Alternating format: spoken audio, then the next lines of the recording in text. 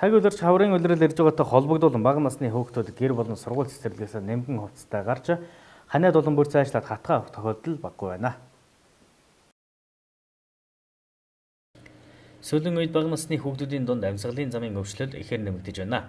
Өнөөдрийн байдлаар хүүхдийн тасагт 60 хүүхэд хэвтэн эмчлэж байгаагийн ихэнх нь амьсгалын замын өвчин дагуулж байгаа бол хоол уйлсруулах эргэтэн тогтолцооны эмгэг, гүйлгсэн, бөөлдсөн, халуурсан хүүхдүүд болон бусад эргэтэн тогтолцооны өвчтэй хүүхдүүд хэвтэн эмчлэж байгаа юм а. Бага насны хүүхдүүд ханиад төрж хүүхдийн цэцгийн ачаалал нэмэгдэж байгаа бөгөөд хүүхдүүдийн тоо эрс нэмэгдэж өнгөрсөн амралтын өдрүүдэд 100-аас 120 хүүхэд ирж үзүүлсэн байна. Амьсгалын замын өвчлөл бол ялцчгүй одоо хүүхдүүдийн дунд бол нэг нэмэр өвчлөл болж явж байгаа. За яг энэ үед бол ээж аавууд ер нь юуг голж анхаарах вэ гэхээр хүүхдэд нь зовир илэрсэн болвол одоо нэгдүгээр шатлалын тусламж үйлчилгээнд очиж үзүүлэх хэрэгтэй. Энэ маань одоо өрхийн эмнэлэг энэ тусламж үйлчилгээг эхэлж авна гэсэн үг.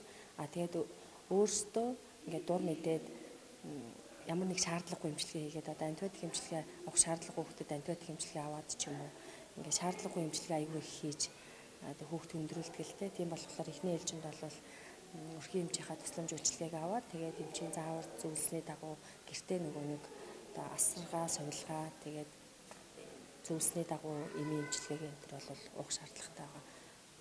Манай хүүхд ирээд 3 ханч гинөө 3-4 ханчиж. Хүүхдийн гатгаа авч ирсэн. Цэцэрлэгт явж хагаад. Одоо энд ирсэн хойно аваа илээсрээд гайгүй болж байна. Эмчилгээ сайн байна. Эмчнэр сайхан цаг тухайдаа цагаараа үзэж хараад тариамараг нь хийлгэж өгөөл хоолонд сайтай сайхан л үйлчилт юм бэ. За яагаад хатгаа авч байгаа? Энэ цэцэрлэгээс нөгөө 30 дутуу өмсч гарч ирсэн юм билгүй. Тэгээ гатгаа авчихсан. Амьсгалын замын өвчин бөгөөд ханиад томоо хүүхдүүдийн дунд нэг номерын өвчлөл болж байгаа юм а. Хэмээс эцэг эхчүүд эмтрээг дур мэдэн хүүхдүүдэд өгөхгүй байх. Хүүхэд тань зовир илэрсэн бол нэгдүгээр шатны тусламж үйлчилгээ буюу өрхийн эмнэлэгт очиж үзүүлэн эмчийн завраар эмчлэхийг анхааруулж байна.